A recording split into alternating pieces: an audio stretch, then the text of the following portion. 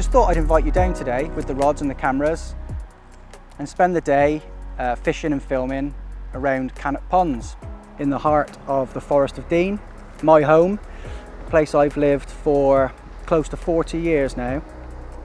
And the lake itself is considerably older than 40 years. It's been here somewhere in the region of 200 years, and it's kind of a focal point for the whole of the forest, really. It's somewhere people come to enjoy the peace, the tranquility, the surroundings of this beautiful location, and it really is stunning. It's got a few problems ahead of it. There's a few issues that the ponds are facing.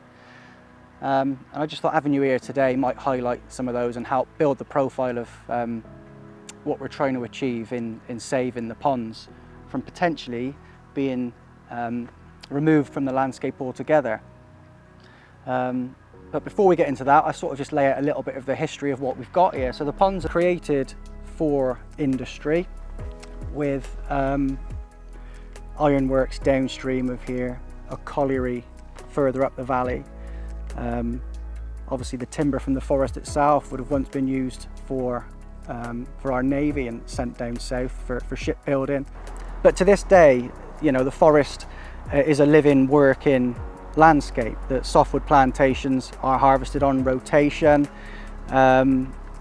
with the timber being sold to mills all over the UK. So having said all that about the history of the ponds and the history of the Forest of Dean, it's sad to now see that a place such as this is under threat. The powers that be have deemed the dams on both this pond and the top pond above us, they are no longer, they don't meet current engineering standards, which is understandable. They've been there for 200 years, you know, they're not going to meet current engineering standards, and therefore the powers that be have put forward a plan to remove the dams and to rewild the valley, the whole landscape from the top of the very first pond we see up on our right hand side all the way down through here. This would all go, both dams removed, on through the valley. The lakes would vanish, they'd be erased from the landscape, which is a travesty, criminal really, because they've become such an integral part of the landscape, and what was created for industry, literally turning the water wheels of industry. They are now threatened with being completely eradicated, erased. And although, yeah, they were created with a different purpose in mind, you know, nature has reclaimed these ponds. They no longer serve the purpose they were intended for, but so many people now make use of them. The amount of dog walkers, cyclists, picnickers, holiday makers that come here and enjoy the whole of the Forest of Dean. Not just Cannop ponds, but this is a big draw for people. And locally it's really appreciated. You know, a lot of people come here, and a lot of people really would miss having this on their doorstep. So I feel any small part I can play in raising the profile of this and helping to save Cannop ponds, it's time well spent, it's effort well put in. It needs safeguarding. Many years ago, I first started fishing when I was around about 7 years old, perhaps a little bit younger. So for more than 30 years I've been an angler, and this is one of the places where I cut my teeth. This is where I came with my little 6-foot rod and, you know, fishing around the margins for whatever came along, bits and pieces. Back then it was gudgeon and small perch. And then you move on through your angling career, and you find new challenges, and the fish get bigger and the challenges get bigger. But places like this are very important, you know, particularly for us as anglers. This is an open access club water where anybody can come along and you can pay your money, £6 a day, and have a chance to get into this wonderful pastime, you know. And a place like this really does educate you, not only in the ways of angling, but in the natural world. Today we've been here and we've seen kingfishers, we've seen grey wagtails, herons. It is alive, you know, there's damselflies, dragonflies. The margins are crawling with all kinds of little tiny inverts and swan mussels. That it is just, it's such an immersive place, this. You do feel like you've travelled back in time almost. You know, the great old ancient oaks like the one I'm sat below now that just tower over, create these wonderful little canopies that you can sit in the shade of and just while away the days.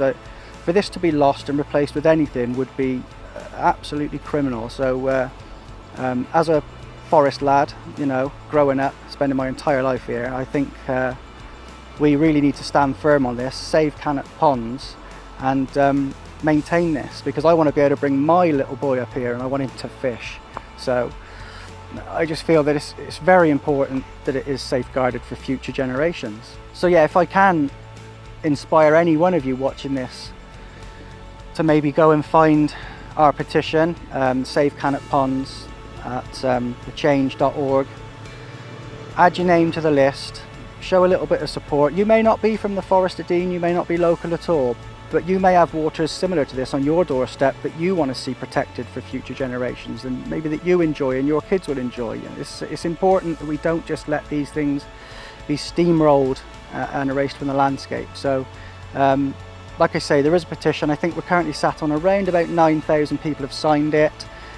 Change.org, Save Cannop Ponds, add your name, show your support, and I know I would be very grateful, and many other local residents, not just the anglers, would be very, very grateful for your support. So yeah, I mean, thanks for coming down and help me raise the issue. So I really appreciate your time, and lots of other people are putting in similar efforts to sort of safeguard what we've got. So yeah, thank you very much.